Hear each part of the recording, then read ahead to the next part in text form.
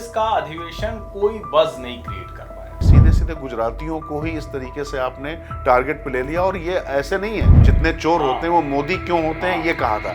तो कि राहुल गांधी ठीक वही काम कर रहे हैं जो उन्होंने भारत जोड़ो यात्रा में बताया था कि केरोसिन छिड़का हुआ, बस माचिस लगानी है। हर जगह इनको विभेद ही करना है। तो भाई ऊपर से जिस तरीके की गंगोत्री बह रही है, नीचे पानी वैसा ही आ रहा है। ममता बनर्जी मुस्लिम मतों के और एकजुटी करने के चक्कर में नहीं, वो इसलिए भी आ रहा है क्योंकि आप बंगाल में देखिए ना कि अभिषेक बनर्जी, ममता बनर्जी, दो गुट वहां भी दिखाई पड़ रहे हैं। पता नहीं कौन लोग रूह अफ़ज़ा पीते हैं, उतना गाढ़ा उतना मीठा। अब तो शायद उस तरह का शरबत कोई पीना भी पसंद नहीं करता हो। नहीं, वो एक के साथ एक फ्री नहीं मिल पाई टाइप आता है। नहीं, एक के साथ एक फ्री वाले भी फ्री हो गए। नमस्कार, मैं हूं राजकिशोर। नमस्कार, मैं हर्षवर्धन त्रिपाठी। राज की बात हर्ष के साथ के इस अंक में बात करेंगे सबसे पहले तो कैसे कांग्रेस ने गुजरात में शेर की मान में जाकर चुनौती देने की या ललकारने की कोशिश तो की, लेकिन वाकई वो कितनी फलीभूत हो पाएगी। कहीं चौबे जी छब्बे बनने गए थे, दुबे बनकर लौट रहे हैं, कहीं इस तरीके की बात तो नहीं होने जा रही है। प्रियंका गांधी का उस अधिवेशन में न जाना चर्चा का सबसे बड़ा सबब बना रहा। इसके साथ ही बात करेंगे वक्फ को लेकर कैसे पूरे देश में अंधेर मचा रखी है चंद कठमुल्लों ने और राजनीतिक दलों ने। हाहाकार मचाकर वो चाहते हैं कि शाहबानो प्रकरण द्वितीय दोहराया जाए। हालांकि मुझे लगता है कि वक्त और निजाम कैसा है ये क्यों नहीं समझ में आ रहा है। लेकिन इसमें ज्यादा बड़ी दिक्कत सियासतदानों के, खासतौर से ममता बनर्जी और जो दूसरे लोग, इन पूरी जो तत्व हैं इन पर पूरी तरीके से वो रोक लगाने की बजाय इनको प्रोत्साहित कर रहे हैं। इस पर भी बात करेंगे। तहव्वुर राना 26/11 का वो आतंकी जिसको कितने समय से इंतजार था भारत में उसको सजा दी जाए, वो जब आया है हिंदुस्तान तो निश्चित तौर पे हर्षवर्धन वो हमारी कूटनीति की एक बड़ी विजय है। और इसके साथ ही चर्चा करेंगे जो हमदर्द के जो तमाम हमदर्द आ गए हैं उन पर भी बात करेंगे। लेकिन सबसे पहले चलते हैं गुजरात में अधिवेशन। नहीं, मुझे लगता है कि कांग्रेस ने कई बार जो एक माहौल बनाया और जिसको भाजपा आलोचना के तौर पर कहती है कि इतनी असफल लॉन्चिंग हो गई। मतलब अब तो इसरो में जो रॉकेट लॉन्च होते हैं वो फेल नहीं होते हैं, पहले बहुत फेल होते थे। मतलब मैं ये नहीं कहूँगा कांग्रेस के समय में होते थे, ठीक है, तब तकनीक कम थी, तब उतना कम चीजें थी। लेकिन अब जो भी हो, कांग्रेस की लग रहा है सारी तकनीक गायब हो गई। राहुल गांधी को जैसे लॉन्च करना बार बार फेल हो जाता है, वैसे ही गुजरात में कांग्रेस का अधिवेशन कोई बज़ नहीं क्रिएट कर पाया। और जो बज़ क्रिएट किया वो गुजरात के लिए, कांग्रेस के लिए, देश के लिए कितनी खतरनाक है। जो बीवी श्रीनिवास के उस बयान की आप बात कर रहे थे, बीवी श्रीनिवास ने कहा कि जैसे ईस्ट इंडिया कंपनी के खिलाफ कांग्रेस लड़ी, गांधी जी लड़े, वैसे राहुल गांधी अब वेस्ट इंडिया के खिलाफ लड़ रहे हैं। अब एक तो पहले पता नहीं ये युवक कांग्रेस के नेता हैं, बीवी श्रीनिवास बड़ा मेहनत करते रहे, सब कुछ ठीक है। लेकिन उनके ऊपर असम की एक नेत्री ने आरोप भी लगाया था, गंभीर आरोप था। लेकिन ये भी नहीं पता उनको कि ईस्ट इंडिया कंपनी वो ब्रिटिश कंपनी थी, वो कारोबार करने के लिए आई थी, उसी बहाने से वो देश पर राज करती है, हम गुलाम बनाए जाते हैं। और वेस्ट इंडिया क्या है भाई? अरे उत्तर, दक्षिण, पूरब, पश्चिम, तब मिला के पूरा भारत बनता है। और जैसे राहुल गांधी वैसे उनके नेता, तो राहुल गांधी जैसे कहते थे कि हम इंडियन स्टेट से लड़ाई लड़ रहे हैं। आप समझ नहीं रहे हो आप, हम इंडियन स्टेट से लड़ाई लड़ रहे हैं। वैसे ही बीवी श्रीनिवास ने और आगे कर दिया कि अब हम दक्षिण भारत से लड़ेंगे, उत्तर भारत से लड़ेंगे, पूरब भारत से लड़ेंगे। और तो और जिस गुजरात में जाकर गांधी और सरदार पटेल की जो 100वीं और 150वीं उनकी जो वर्षगांठ है उस पर जाकर वो याद कर रहे थे, वहीं जाकर गुजरात को अपमानित कर रहे हैं, पश्चिम भारत को अपमानित कर रहे हैं।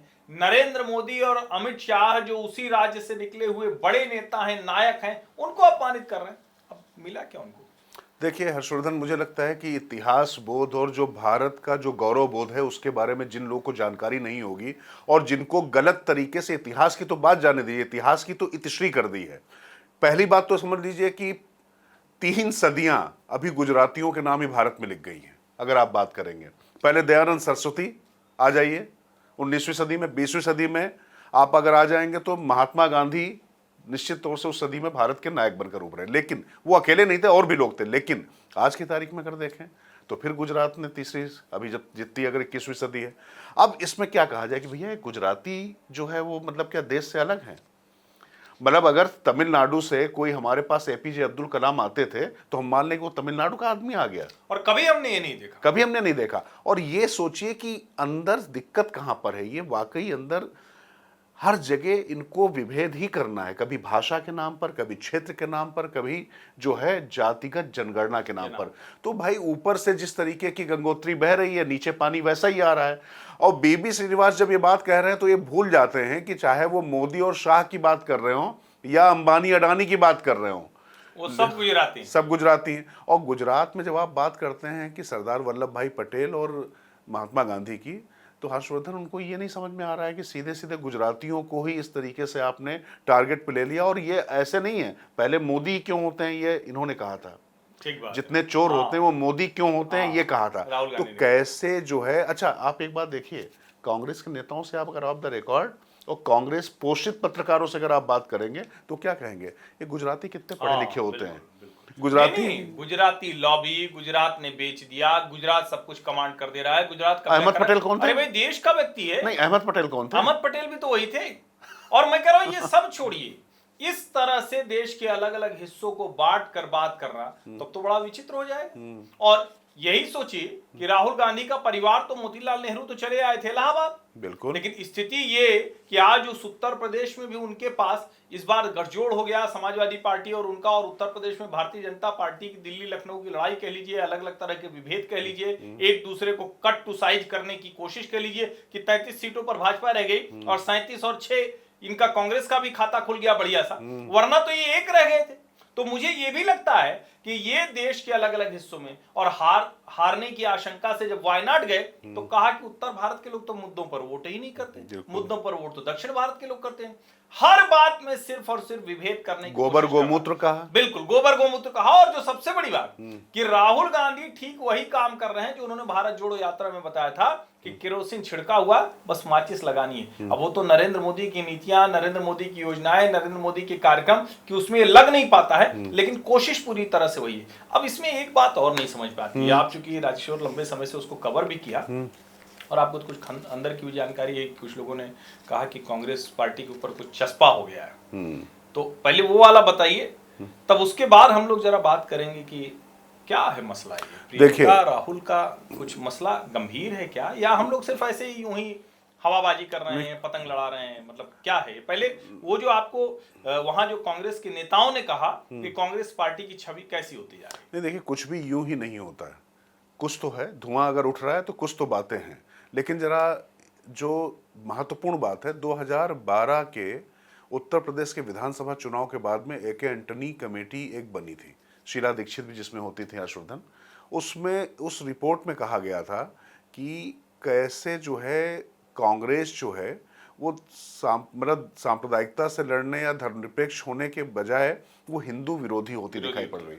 ये बात गुजरात की धरती पे कांग्रेस के तमाम नेताओं ने अंदर जब मीटिंग हुई तो उठाई, और उन्होंने कहा कि हम जब मंदिरों में जाते हैं तो हमें हूट किया जाता है, हम जिस तरीके से वहां पर जब जा रहे हैं तो हमें लोग जैसी नज़रों से देखते हैं, हमें दिक्कत हो रही है, हमें अपनी पॉलिसीज बदलनी पड़ेगी। और जानते हैं इन सब मुद्दों पर पूरी तरीके से सन्नाटा था, कोई किसी ने कोई बात नहीं की। और तो और जाने दीजिए, वहाँ पर कानपुर के तो एक जो आलोक मिश्रा हैं वो सीधे सीधे उठा गए अपनी पार्टी, मतलब खड़गे, और राहुल गांधी सोनिया गांधी का नाम लेकर वो कह रहे हैं कि वहाँ पर जिला अध्यक्ष ऐसा आदमी बना दिया आपने कि जिसका एक बेटा सपा में एक भाजपा में।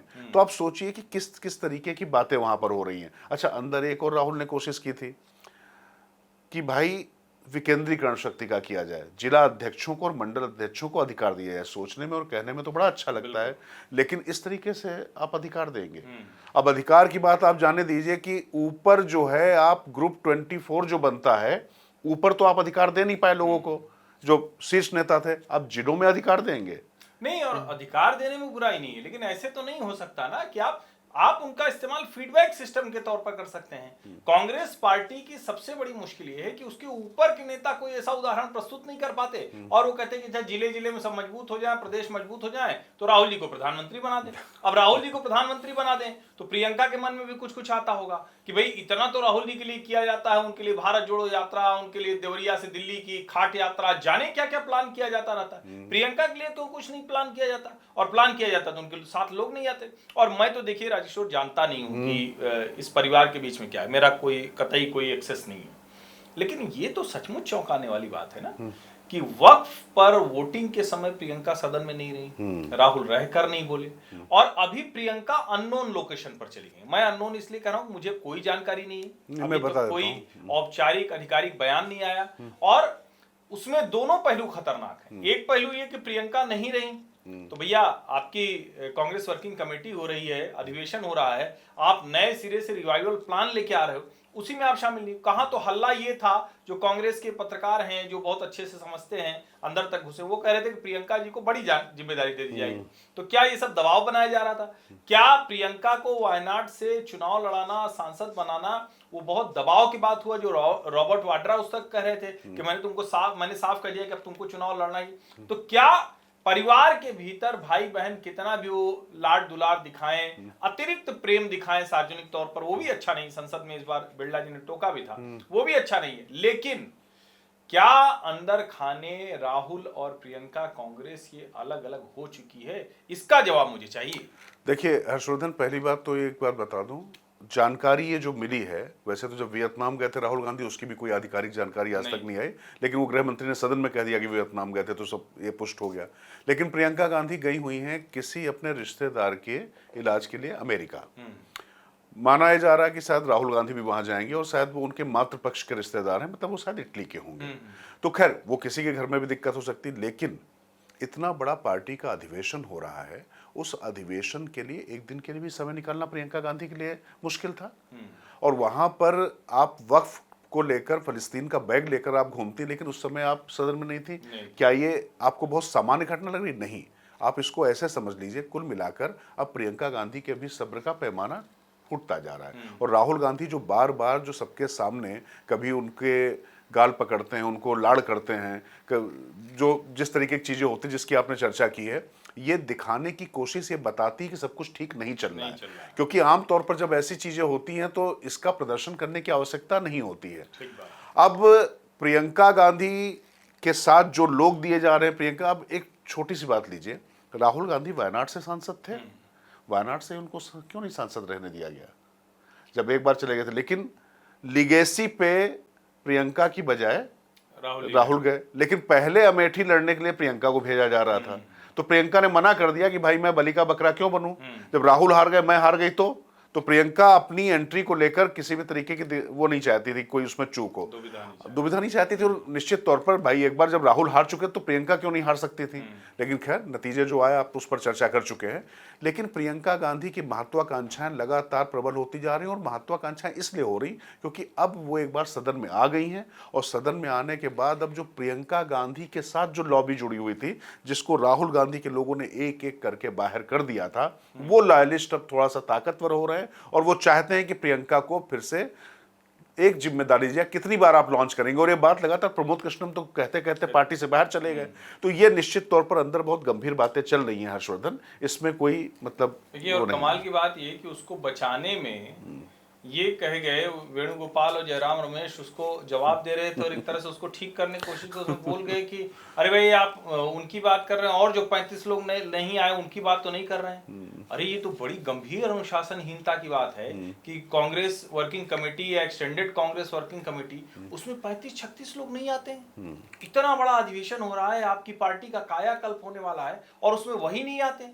और मुझे तो ये भी लगता है ना कि कांग्रेस का डिजाइन क्या है। अभी देखिए, वक्फ की बात करें तो वक्फ के मुद्दे पर पार्टियां अलग अलग विरोध प्रदर्शन कर रही हैं, कांग्रेस पार्टी उसमें से पूरी तरह से गायब है। अभी बिहार में जिस तरह से कन्हैया कुमार ने धरना प्रदर्शन किया, सब कुछ हुआ, और हमको तो ये भी लगता है कि नीतीश कुमार की सरकार ने कहा होगा थोड़ा पानी की बौछार मरवाओ, थोड़ा लगे कि हाँ लाइमलाइट में ही। तेजस्वी ने कह दिया कि अच्छा अब इनको याद आ रहा है, हम तो पहले से ही कह रहे थे कि रोजगार दो, और ये सब तो चलता रहता है। लेकिन चुनाव के ठीक नजदीक पहुंचते अगर इस तरह से कांग्रेस पार्टी हो, देखिए वैसे मैं इसे ठीक मानता हूं कि पार्टी अपने आप को मजबूत करने की कोशिश कर रही है, इसमें कहीं कोई दिक्कत नहीं, और कांग्रेस को ये करना ही पड़ेगा अगर उसे आगे जाना है। लेकिन चुनाव के नजदीक पहुंचते, बिहार का चुनाव अब 6 महीने बचा रह गया है, और उसके नजदीक पहुंचते कन्हैया कुमार ये सारी कोशिश कर रहे हैं। कन्हैया कुमार और पप्पू यादव ये दोनों लालू यादव की आंख में गड़ते हैं, ये सबको पता है। तेजस्वी यादव का कंपटीटर कन्हैया को मानते हैं, इसलिए ये सबको पता है। ऐसे में ये सब कुछ लगता है कहीं ना कहीं या तो कांग्रेस कोई बहुत बड़ी रणनीति चल रही है जो हमको आपको नहीं समझ में आ रहा। नहीं, वो रणनीति उनकी साफ है जो उन्होंने दिल्ली के चुनाव में बाद में अनचाहे मन से जब पूरी तरीके से उनको नकार दिया आम आदमी पार्टी ने, तो उन्होंने किया वो ये है कि पहले अपने आप को मजबूत करो और उस मजबूत करने में सहयोगियों की तरफ मत देखा जाए। और ये जो गुजरात में इन्होंने अधिवेशन किया, वास्तव में ये कोशिश इनकी ये थी कि बिहार में दबाव बना सके कि देखिए हम यहाँ पर अपनी ताकत दिखा रहे हैं। कितनी दिखा पाए? जब पश्चिम भारत और उत्तर भारत और दक्षिण भारत आप कर रहे तो समझ लीजिए ये बढ़िया नहीं होता राजकिशोर कि ये अधिवेशन पटना में होता या कहीं और बिहार के किसी हिस्से में होता, जिससे कि आप बताते चंपारण में कर लेते। मतलब कुछ तो कहने के लिए आपके पास, बिहार का चुनाव है, आप अधिवेशन कर रहे हैं गुजरात में। हिम्मत नहीं थी बिहार में अधिवेशन करने की, क्योंकि आपको याद होगा कि बिहार में आप देखिए किस तरीके से आपस में लड़ाई झगड़ा हो गया। अभी जब राहुल गए वहां पर कैसे मारपीट हो गई, तमाम चीजें हो गई, जिसको वो उत्साह का नाम दे रहे हैं। उनको मालूम है वहां टिकटों को लेकर जिस तरीके की चीजें, वहां पर एक भी नेता ऐसा नहीं है जो लोगों को काबू कर सके। चूंकि गुजरात थोड़ा एक अलग किस्म का राज्य है और वहां पर उनकी कुछ भी हो व्यवस्था बनी हुई है। गुजरात में भाजपा और कांग्रेस की ही लड़ाई होती चली आ रही है, भले ही वो लगातार हारते चले आ रहे हो, लेकिन वहां पर दो ही दल हैं। तो इसलिए वहां पर एक उनका सिस्टम बना हुआ है। और फिर मैं कह रहा हूं, अहमद पटेल गुजरात में जब थे तो गुजरात में एक उनकी व्यवस्था बनाई हुई थी, चाहे वो शंकर सिंह वाघेला भाजपा से जब यहाँ चले गए हों या और भी जो नेता थे, तो वहां पर है। लेकिन बिहार में तो ऐसा कुछ है ही नहीं ना। बिहार में तो वो मतलब पानी चोर वाले जो कन्हैया कुमार हैं। अच्छा, लेकिन ये भी समझिए, अच्छा आपने याद दिलाया, जैसे इनके नेता सचमुच सबकी अपब्रिंगिंग क्या हो गई, और राहुल गांधी को शायद इसीलिए सब अच्छे लगते हैं। कन्हैया ने वो कहा था ना कि यहाँ इसलिए सड़क वगैरह बना रहे हैं कि पानी ले जाना है यहाँ से। अब आप इसी समझ लीजिए कि कांग्रेस की वो जो लीडरशिप है जिसको राहुल गांधी तैयार कर रहे हैं, उसकी समझ कितनी है। फिर वो बीवी श्रीनिवास हो, फिर वो कन्हैया कुमार हो, और जिस तरह से वो बात कर रहे हैं उससे उनको मुद्दों की, जनता की कितनी समझ है, ये भी बड़ा महत्वपूर्ण है। अब देखिए बिहार की राजनीति तो जिस जगह पर खड़ी है वहां कई नए प्लेयर आ रहे हैं। प्रशांत किशोर भी अपनी कोशिश कर रहे हैं, वो कह रहे हैं कि हम एकदम उखाड़ फेंकेंगे। तो खैर वो तो आने वाले दिनों में देखने वाला होगा। लेकिन वक्फ का विरोध करके नीतीश कुमार ने जो लाइन ली है वो कहां जाएगी, ये सवाल है। और वक्फ पर बुरी तरह से मात खाए ये जो मुस्लिम नेता हैं, कट्टरपंथी नेता हैं, ये धरना प्रदर्शन तो उनका अधिकार है, इसमें कोई दिक्कत नहीं। लेकिन जिस तरह से पश्चिम बंगाल में हिंसक प्रदर्शन हो रहे हैं, जिस तरह से ट्रेनों को 5-5 हजार की भीड़ घेर लेती है, जिस तरह से हिंदू बस्तियों के बाहर मुस्लिम बस्तियों मुसलमानों की भीड़ आ जाती है, जिस तरह से पुलिस के ऊपर हमला होता है और अंत में बीएसएफ को सौंपना पड़ता है, ये कोई सामान्य घटनाक्रम नहीं है। नहीं, सामान्य घटनाक्रम नहीं, बल्कि आप डिजाइन देखिए ना कि अगर रामनवमी पे आपको शोभा यात्रा निकालनी है तो उसके लिए हाईकोर्ट को परमिशन लेनी पड़ेगी। लेकिन वक्फ के खिलाफ अगर आपको धरना प्रदर्शन करना है तो लारियां की लारियां भर के, जैसे मैं कहना नहीं चाहिए शब्द, मैंने तो ऐसे भेड़ बकरियों को ऐसे भर के जाते हुए देखा था, वैसे आपने इंसानों को वहां पर भेजा। अच्छा, और एक बात और है, वक्फ को लेकर सबसे बड़ी बात है कि जिस तरीके से जुमे की नमाज पर ही लगातार बवाल होने लगा है, हर्षवर्धन, इस पे बात करना बहुत जरूरी है। ये बड़ा दुखद है और इसको लेकर बार बार ये सवाल होना चाहिए। 2:46 पर वो पूर्व रेलवे की वो विज्ञप्ति है। भैया आपने नमाज पढ़ी है, नमाज के बाद आप घेरने, पत्थर चलाने, लड़ाई लड़ने, आग लगाने, लूट करने, ये सब चले गए। ये कौन सा मजहब है भाई? अच्छा। और मुसलमान जहां बढ़ जाएगा, मुर्शिदाबाद में मुस्लिम आबादी ज्यादा है, वहां इस तरह से हफ्ते भर के भीतर 2-2, 3-3 बार वहां दंगे की स्थिति आ गई। क्या मतलब ये डराता नहीं है? और आपको वो भी ध्यान में रखना चाहिए कि वो बस वाला जा रहा है, उसके भगवा झंडा लगा था, तो भीड़ आती है, उसमें तिरंगा का आवरण और उसको भगवा झंडा उतारना पड़ गया। हालांकि भारतीय जनता पार्टी ने बड़ा अच्छा विरोध का तरीका निकाला, उसी जगह पर जाकर, और शनिवार को उसी जगह पर जाकर वहां उन्होंने भगवा झंडे ही बांटे सबको, जिस जगह पर एक बस से उतरवाया गया।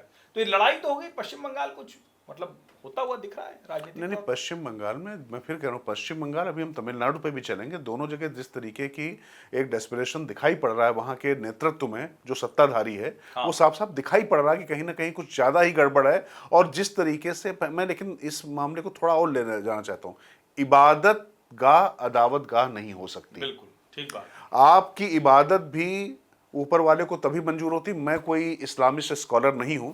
जो मेरी तमाम मौलानाओं से और जो पढ़े लिखे जो आलिम फाजिल लोग हैं उनसे जो मेरी बात हुई है, उनका साफ कहना था कि जब आप वहां पर जाते हैं तो किसी भी तरीके की राजनीतिक तकरीर या जब चीजें होती हैं तो वो अल्लाह को मंजूर नहीं होती, कबूल नहीं होती। तो ये जो चीजें हो रही हैं, आप समझिए कि ये लोग वाकई कितने अपने दीन के प्रति ईमानदार हैं।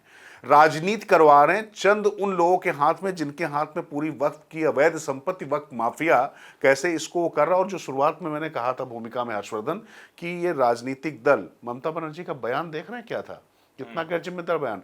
ये बिल तो मोदी सरकार लाई है तो उनसे पूछिए क्या हो रहा है। तो क्या लगा दिया जाए राष्ट्रपति शासन? नहीं, उनके जो नहीं, फिर राष्ट्रपति शासन लगा दिया जाए। नहीं, लगा तो देना चाहिए, लेकिन लगाएगी नहीं मोदी सरकार। हाँ, मोदी जी जो है वो उत्तराखंड के बाद उन्होंने हिम्मत की नहीं। हाँ, वो चाहते नहीं है वो। लेकिन मेरा तो ये मानना है कि चुनाव राष्ट्रपति शासन में होना चाहिए, तभी वहां निष्पक्ष चुनाव हो पाएगा। बंगाल की स्थितियां बहुत खराब हैं और उनके मंत्री सिद्दीकुल्ला चौधरी क्या कहते हैं कि हम 5 लाख लोगों की भीड़ लेकर उतर जाएंगे, यहाँ इकट्ठा कर देंगे।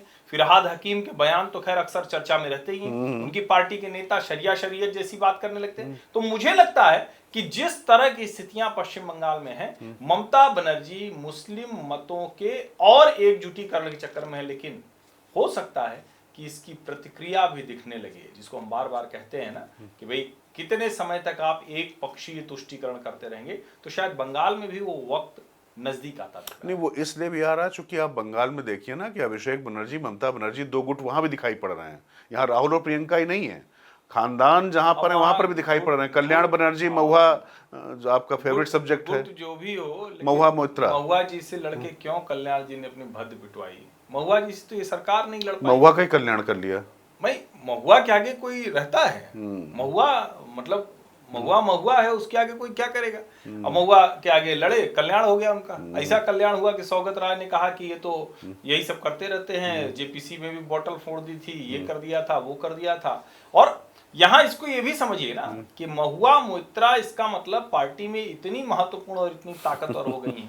ये भी आप समझिए कि तृणमूल पार्टी, जो तृणमूल कांग्रेस जिस तरह की बुनियाद पर, जिस पर टिकी हुई थी, उससे वो कितना डेविएट कर गई, ये भी एक बड़ा सवाल है। हालांकि खैर उनकी पार्टी का मसला है, वो उसको सुलझाएंगे, लेकिन ये भी दिखाता है कि तृणमूल कांग्रेस के भीतर कितने तरह की मुश्किलें आ गई।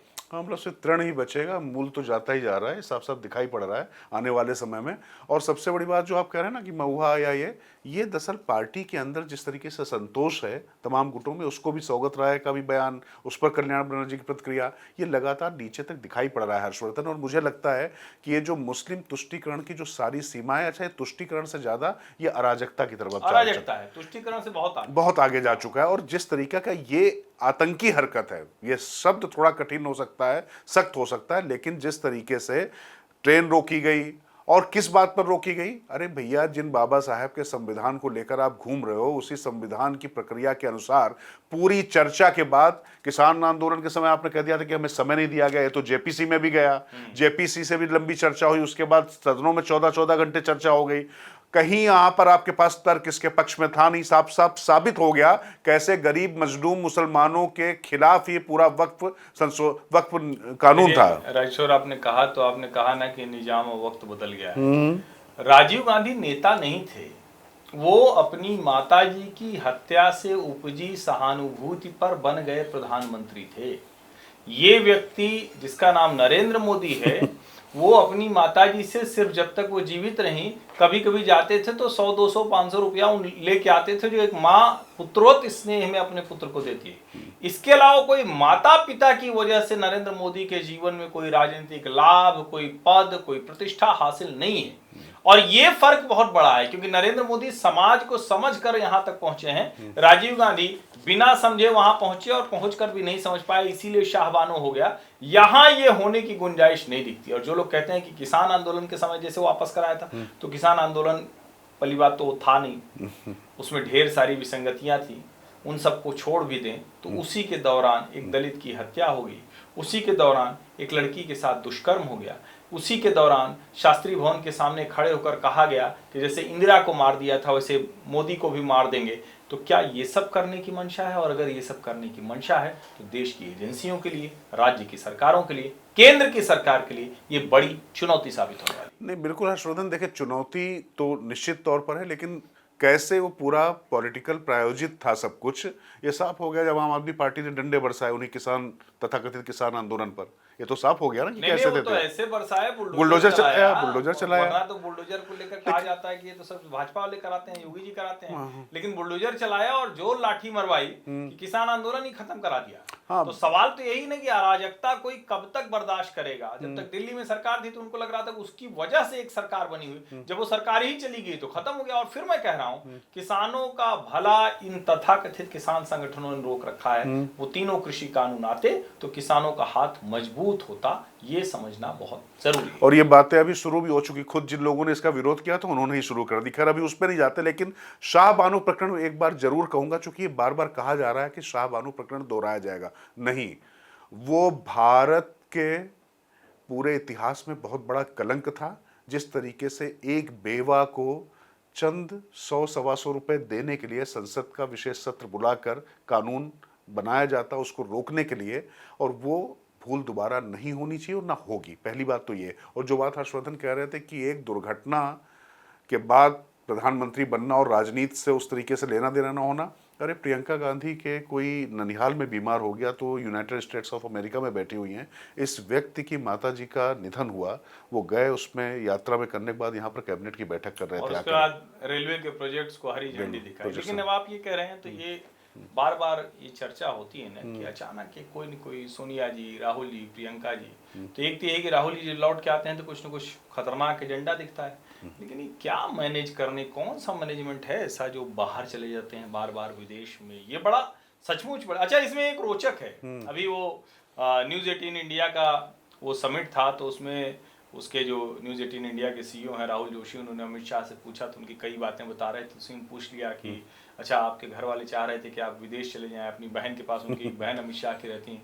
तो अमित शाह ने कहा कि नहीं, एक मिनट, मुझे कहीं बाहर और नहीं जाना, यहीं रहना है, यहीं सब लड़ना है, यहीं सब ठीक करना। अच्छा, एक बात ध्यान रखिए, अमित शाह अकेले मंत्री अभी तक विदेश नहीं गए। विदेश नहीं जाते हैं, बिल्कुल विदेश नहीं गए, आप ये देखिए। वो बहुत पहले कभी गए हैं, मतलब जब नहीं, अभी जब से मंत्री बने हैं, तब से नहीं गए। आप सोचिए कि प्रधानमंत्री उन पर इतना भरोसा करते हैं कि वक्त पूरा जो है वो विदेश यात्रा में थे और दोनों दिन सदन में वो उसको पारित करा कर ले आते हैं। तो खैर उस पर बहुत चर्चा हो चुकी है। राजनीति आप देखें तो आज की कांग्रेस और आज की भाजपा की राजनीति का अगर आपको कोई डिफरेंस देखना हो, अंतर देखना हो, या कहें कि कैसे इतनी बड़ी वो पार्टी हो गई यहाँ कैसे खड़ी, तो वो भी समझ में आता है। अब थोड़ा सा तमिलनाडु दक्षिण भारतीय चल देते हैं, बड़ा जरूरी है। तमिलनाडु में बड़ा शानदार चल रहा है मामला, क्योंकि के अन्नामलाई का हटना और उसके बाद एआईडीएमके के साथ में जिस तरीके से ये पूरा गठबंधन हो रहा है, मुझे लगता है कि ये जो पूरा पश्चिम उत्तर दक्षिण, कभी तमिल कभी ये जो भाषा करने की कोशिश की जा रही है, ये सब इसी का नतीजा है। देखिए राजेश्वर, मैं कह रहा हूं कि तमिलनाडु की राजनीति कैसे बदल रही है उसका सबसे बड़ा उदाहरण है डीएमके के वन मंत्री हैं जो डिप्टी जनरल सेक्रेटरी थे डीएमके के। उन्होंने हिंदू धर्म पर, शैव वैष्णववाद पर कुछ टिप्पणी की और उसकी वजह से उनको डिप्टी जनरल सेक्रेटरी से हटाया गया।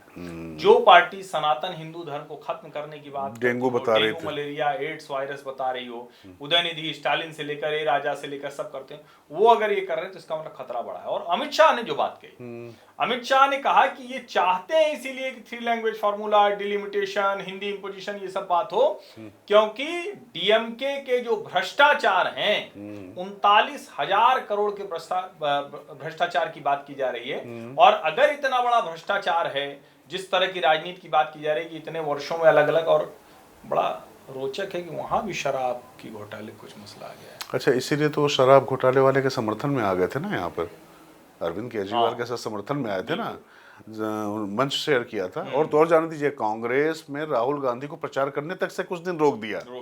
तो कुल मिला के जो है चोर चोर मौसेरे भाई जो कहा जाता है ना।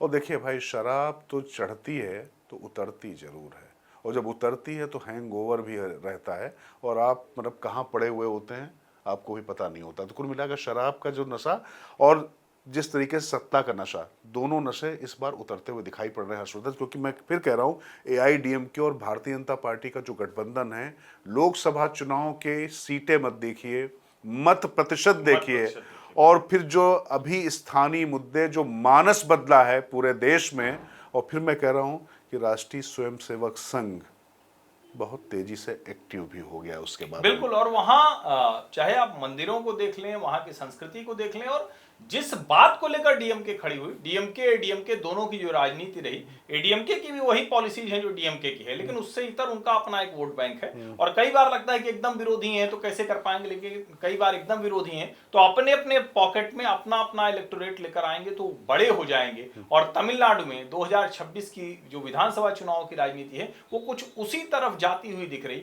और मेरा ये मानना है कि जिस तरह से नरेंद्र मोदी ने डेवलपमेंट को लेकर उन्होंने कहा कि 10 गुना हमने ज्यादा पैसा दिया, हमने तमिल भाषा के लिए किया, हर वक्त तो तमिल संस्कृति की बात करते हैं, काशी तमिल संगमम हो, सौराष्ट्र तमिल संगमम हो, सेंगोल को ले आना हो, अधीनम के लोगों को सम्मान देना हो, ये लगातार वो कर रहे हैं। अभी जिस तरह से वो पंबन ब्रिज के उद्घाटन के समय, उसी समय अयोध्या में राम मंदिर में सूर्य तिलक हो रहा था, उसी समय वो कह रहे हैं कि मैं राम सेतु देख रहा हूं। तो प्रधानमंत्री का जो कम्युनिकेशन करने का स्टाइल है वो भी कमाल है। और अमित शाह अब पूरी तरह से लग रहा है कि तमिलनाडु पर वो बहुत अच्छे से ध्यान दे रहे हैं। अब उनके लिए तमिलनाडु के फाइनल मैच से पहले 2 और मैचेज हैं, बिहार और बंगाल। तो एक तरह से पूरी रणनीति तैयार है। और मतलब ठीक है, अभी तो ये असंभव जैसा दिखता है, लेकिन जब हम त्रिपुरा याद करते हैं, जब हम हरियाणा याद करते हैं, जब हम उड़ीसा याद करते हैं, और जब हम दिल्ली याद करते हैं, तो लगता है कि होने को तो कुछ भी हो सकता है। नहीं, बिल्कुल हो सकता है, नहीं बिल्कुल हो सकता है। और पश्चिम बंगाल की अगर आप बात करेंगे तो जैसे लोकसभा सीटें आई और उसके बाद फिर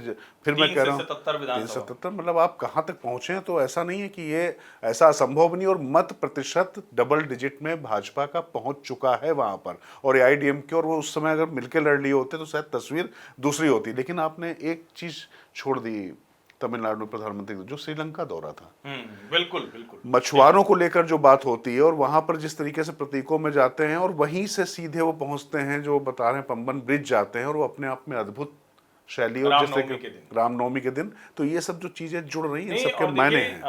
अनुराग कुमार दिसानायके उन्होंने बहुत साफ कहा कि भारत की जमीन, भारत के समुद्र, भारत की हवा, उसका कोई दुरुपयोग भारत के श्रीलंका की हवा, पानी और उसका कोई दुरुपयोग भारत के खिलाफ नहीं होगा। चीन एक समय में वहां बहुत प्रभावी था। भारत ने जिस तरह से डिप्लोमेटिक विन हासिल की है, ये अपने आप में कमाल है। और देखिए, इसकी बात कर रहे हैं तो लगे हाथ ये भी बात बांग्लादेश पे भी, बांग्लादेश पे ट्रांसशिपमेंट पे रोक लगाई है। अभी उन्होंने बोला था ना लैंडलॉक स्टेट है, तो भारत ने क्या किया, कहा भैया तुम हमारे पोर्ट एयरपोर्ट छोड़ दो। तो नेपाल और भूटान छोड़कर अब कहीं और के लिए, थर्ड पार्टी किसी और देश के लिए वो यहां से नहीं जा सकेगा। अब समझ में आएगा मोहम्मद यूनुस को। और देखिए, बहुत सी चीजें हैं जो डिप्लोमेटिक फ्रंट पे चलती हैं, लेकिन अभी तो सबसे बड़ी डिप्लोमेटिक विन तहव्वुर राना, वो आतंकवादी जिसने भारत में 26/11 का हमला, जो भारत की आर्थिक राजधानी पर 166 लोगों की जान चली गई थी, उसको भारत लाया जाना है। लेकिन उस पर भी बहुत से लोग जाने क्या क्या बात कर रहे हैं, फेयर ट्रायल करा लो, कुछ ये तो मिली भगत लगती है। कांग्रेस के नेताओं को हो क्या गया है, किसको मैसेज दे रहे हैं? ये तो बड़ा लगता है जैसे ना कि उनको लगता है किसी भी बात में ऐसा न लगे मुसलमानों के साथ वो खड़े हैं या मुसलमानों को बैड लाइट में डाल रहे हैं, ये सवाल हो जाता है। नहीं, दरअसल बस एक ही बात, प्रभु जब दारुण रुख दी ना ताते पहले मति हर ली ना। मैं इसलिए कह रहा हूँ, देखिए तहव्वुर राणा जो भारत में उसका प्रत्यर्पण हुआ है, ये भारत की कूटनीतिक विजय के साथ साथ में सबसे बड़ी बात यह है कि जो कत्लेआम, जो आतंक का जो नंगा नाच हुआ था, उनके साथ न्याय की दिशा में हम आगे बढ़ रहे हैं, और इसका सबको खुले दिल से इस्तकबाल करना चाहिए था। और रही बात की, मतलब अभी मैं सुन रहा था कांग्रेस के तमाम प्रवक्ताओं को कि शिवसेना उभाटा प्रियंका चतुर्वेदी को कि खुलेआम जो है फांसी दी जाए, चौराहे पर फांसी दी जाए। अरे भाई, हिंदुस्तान है, तालिबान नहीं है। कसाब को भी जब उसके हाथ में गन मिली थी, उसको भी 4 साल लगे थे। प्रियंका चतुर्वेदी तो वही कह रहे हैं जो आदित्य ठाकरे ने भी कहा कि वहीं जाके फांसी दी जाए, तो यही। लेकिन संजय राउत ने कहा कि तहव्वुर राना फेस्टिवल चल रहा है। अरे भाई, फेस्टिवल होगा ही। आतंकवादी को पकड़कर हम वापस ले आए हैं, हम उसको अपने यहाँ कानून के तहत मुकदमा चलाकर, ट्रायल चलाकर सजा देंगे तो उत्सव होगा ही ना। आज तो दुखी होने का दिन नहीं इनको है। समझ में नहीं आ रहा कि डेविड कोलमन हेडली, जिसकी इस पूरी रेकी पर इतना बड़ा आतंकी हमला हुआ, जो भारत पर हमला था, सीधे कोई आतंकी हमला नहीं था, उस हमले में अगर देखा जाए तो उसको अपना ऑफिस मुहैया कराने से लेकर उसको अपने कागज मुहैया कराने, इसका मास्टरमाइंड था। पाकिस्तानी सेना में डॉक्टर, उसके बाद कनाडा में अपनी ट्रैवल एजेंसी, इमिग्रेशन एजेंसी चलाने वाले व्यक्ति ने पूरा यहाँ पर सब कुछ किया था। इससे कितने राज निकलेंगे। और वैसे भी आतंक की नाभि पर हम लोग लगातार वार करने की कोशिश कर रहे हैं, भारत की एजेंसियां कर रही हैं। तो इस परिस्थिति में ये आना, अच्छा एक बात आप देखिए, नरेंद्र मोदी 2011 में चीफ मिनिस्टर होते थे, जिस समय तहव्वुर राणा को यूएस की कोर्ट ने 26/11 के आरोप से बरी कर दिया था। उस समय का ट्विटर देखिए, उनका ट्वीट देखिए, उस समय उनके बयान भी बड़े चर्चा में। तो कहा था उसमें, उन्होंने कहा था कि ये मतलब हमारी जो सोवरेनिटी, संप्रभुता पर एक तरीके से बहुत बड़ा हमला है और हमारी विदेश एजेंसी की असफलता है। यहाँ कहने का आशय है कि वो व्यक्ति मुख्यमंत्री था, लेकिन देश का आदमी था, गुजराती नहीं था। वो राष्ट्रीय, मतलब मुंबई में हमला हुआ था और मुंबई में हमले के दौरान जब हमला चल रहा था उस समय भी गुजरात का मुख्यमंत्री वहां पर पहुंच गया था। कितना सही था कितना गलत था इसकी मीमांसा आप कर सकते हैं, लेकिन ये जो गुजरात, महाराष्ट्र और कभी ये सब जो फैलाने की कोशिश करते हैं, तो आप सोचिए कि देश के व्यक्ति को देश के किसी भी हिस्से में अगर कश्मीर में कोई हमला होता है तो क्या उत्तर प्रदेश के निवासियों या बिहार के निवासियों को उसका दर्द नहीं होता है क्या? लेकिन इससे ज़्यादा महत्वपूर्ण है कि जो उन्होंने उस समय चिंता जताई थी वो सिर्फ बयान नहीं था, उसको जब वो सत्ता में आए तो करके दिखाया। तो ये फर्क है नरेंद्र मोदी या अन्य नेताओं में। मुझे लगता है कि इस बात को तो आपको मानना पड़ेगा। और जिस डिप्लोमेसिक बात हो रही है, यूनुस किस तरीके से नतमस्तक है, खैर उसके बहुत सारे चीज़ें अब आपको आने वाले समय में दिखाई पड़ेंगी, उस पर कभी और आगे चर्चा करेंगे। लेकिन अब थोड़ा सा आगे बढ़ते हैं हम लोग। गर्मी बहुत है, रूह लोगों की तर हो रही है, बाबा जी भी बहुत वक्फ भी है, बाबा जी बहुत बदमाशी करते हैं। हाँ ठीक होगी, शीर्षासन कर, वो शीर्षासन करता है, करवाता है बंदा। उनको तो मान लीजिए उनका अपना ब्रांड तो आ ही गया है। लोग कह रहे हैं कि बाबा जी ये जो खेल किया है, वो मैं पढ़ रहा था तो मुझे पोस्ट दिखी तो मुझे लगा कि पता नहीं वही खेल तो नहीं है। वो सोच रहे हैं कि बाबा जी शरबत के चक्कर में, शरबत से ज्यादा वो क्या है, मधुनाशिनी उनका टैबलेट है।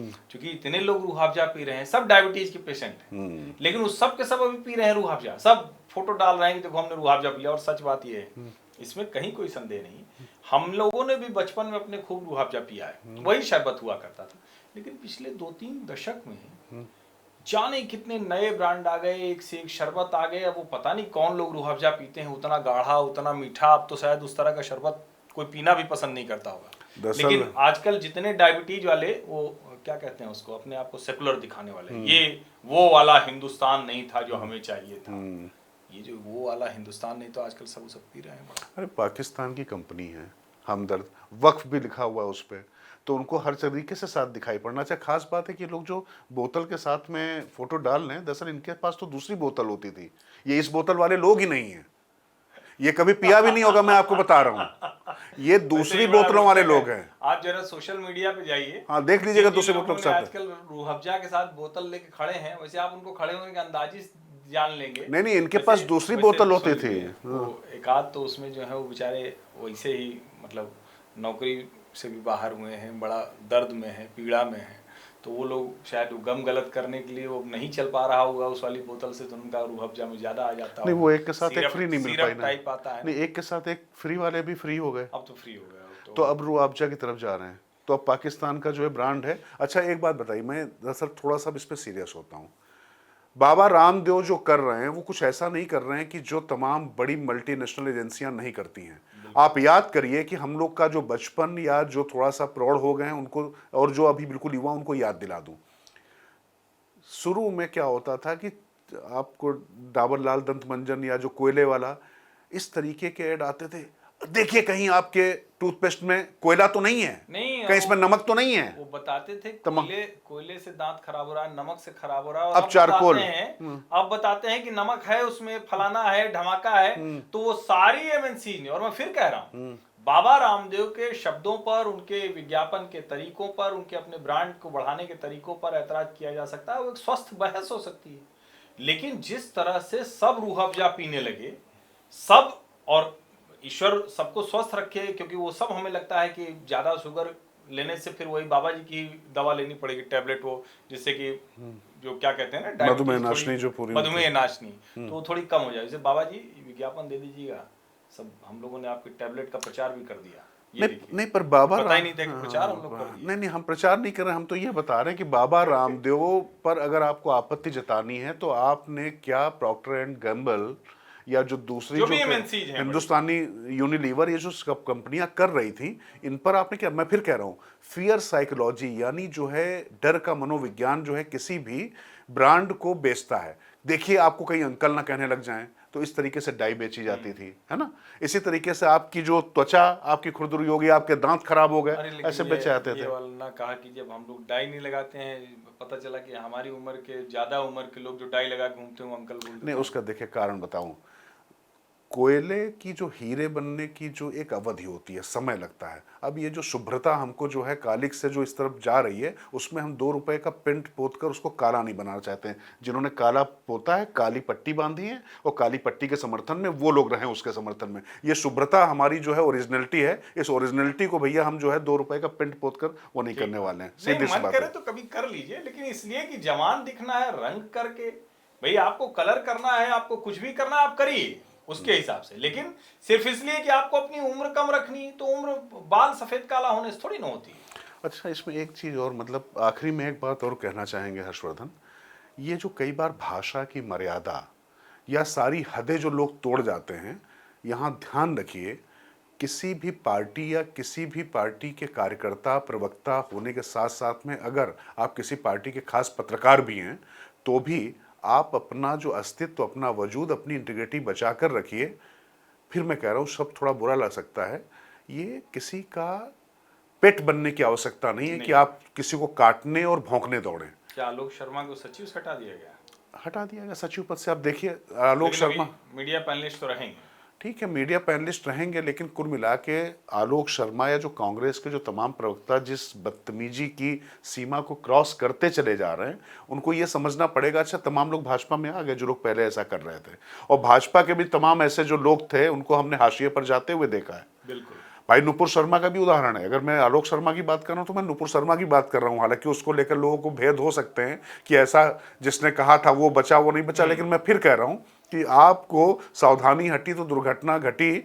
आप अपने सामान के जिम्मेदार स्वयं हैं। नहीं नहीं, और सार्वजनिक तौर पर अगर आपको अवसर मिल रहा है, आपको ईश्वर ने आपको संयोग ऐसा मिला है कि आप सार्वजनिक तौर पर बोलते हैं और लोग, तो अपनी भाषा और शब्दावली का तो बिल्कुल ध्यान रखें। और ऐसा नहीं है, हम लोग के जीवन में भी बहुत अवसर आते हैं, डिबेट में आता है, कई बार गुस्सा भी आता है, सब कुछ आता है, लेकिन भाषा की मर्यादा, शब्दों का चयन, ये तो ध्यान रखना होगा। और फिर मैं कह रहा हूं, जो राजकिशोर ने कहा, तब आपके साथ कोई खड़ा नहीं होगा। और पार्टियों के प्रवक्ता या जो पार्टियों के लोग हैं, ये तो फिर भी बच जाएंगे। अभी एक चैनल के कार्यक्रम में 2 पार्टियों के प्रवक्ता वो एक दूसरे को बोल दिया कि अपनी बहन से शादी कर लो, करना हो तो, और उसके बाद फिर दोनों एक अच्छा साथ हंसते हर्षवर्धन, हुए यहाँ पर फोटो भी डाल दी। थोड़ा सा मैं एक चीज यहाँ रोकना चाहूंगा। उस डिबेट को पता नहीं, आमतौर पे मैं देखता नहीं हूँ, लेकिन कुछ ऐसा था कि कहीं बैठा हुआ था, टीवी चल रहा था, कोइंसिडेंटली उस शख्स ने जिस पे आपत्ति जताई, उसने जानते क्या था कि आप घर में 3 भाई हैं, एक आदमी पूजा करता है, एक आदमी मूर्ति को लात मारता है। अब ये तो सचमुच बहुत गंदा है। अब बहुत मैं तो जिस व्यक्ति ने ये बात कही थी, बीजेपी के प्रवक्ता ने, उसी बात पर पहले क्यों नहीं टोका, मुझे तो इस पर अजीब लगा, क्योंकि उस पर मुझे प्रवक्ता होने के नाते नहीं, आप लात मारने वाले को, आप नास्तिक हैं रहिए भाई, हम चारवाक को भी ऋषि मान लेते हैं, बिल्कुल, हमें कोई दिक्कत नहीं है, लेकिन आप हमारे आराध्य और हमारे उसको इस तरीके की भाषा इस्तेमाल कर रहे हैं। लेकिन सोशल मीडिया पर तो यह है ना कि दोनों लड़े और उसके बाद फिर दोनों ने अपना हंसते हुए फोटो डाली, तो बड़ी आलोचना भी चल रही है। और मैं फिर कह रहा हूं, कहीं भी भाषा की मर्यादा, और प्रवक्ता तो बहुत तोड़ रहे हैं, प्रवक्ता पत्रकारों को भी उसमें फंसाने की कोशिश करते हैं, हम लोगों को भी फंसाने की कोशिश करते हैं, लेकिन जिसको कहें कि संयम से, धैर्य से उससे बाहर निकलते हैं। और सबको निकलना, भाषाई मर्यादा ये लोकतंत्र में बहुत जरूरी है। भाषाई हिंसा भी उस हिंसा से कम खतरनाक नहीं, बल्कि कई बार तो अधिक खतरनाक होती है। हाँ, मुझे बस वसीम बरेलवी का ये मैं हमेशा करता हूँ कि अपने हर लफ्ज का खुद आईना हो जाऊंगा, उसको छोटा कह के मैं खुद कैसे बड़ा हो जाऊंगा। तो कुल मिला के आप सम्मान एक दूसरे का करिए, विरोध खूब करिए, प्रखर करिए, मुखर करिए, लेकिन अब शब्दों का इस्तेमाल आप तभी करते हैं जब आपके पास कंटेंट नहीं होता। थोड़ा पढ़ लीजिए, एक विचारधारा के साथ में आप जुड़ लीजिए। लेकिन अभी हो क्या रहा है ना कि सब कुछ आउटसोर्स हो रहा है, तो इन सब चीज़ों को भी मुझे लगता है लोग समझेंगे, जानेंगे। बस मेरा कहने का मतलब इतना था, और हर्षवर्धन भी यही समझाना चाह रहे हैं कि भैया आप अपने संबंध इन सब चीजों में खराब मत करिए, और कम से कम अपने आप को खराब मत करिए, क्योंकि इससे खराब आप खुद हो रहे हैं। अपने आप को मत खराब, अपने आप खराब मत बिल्कुल। करिए। तो मुझे लगता है कि अभी यहीं से हम लोग विदा लेते हैं। बिल्कुल, बहुत बहुत धन्यवाद। नमस्कार।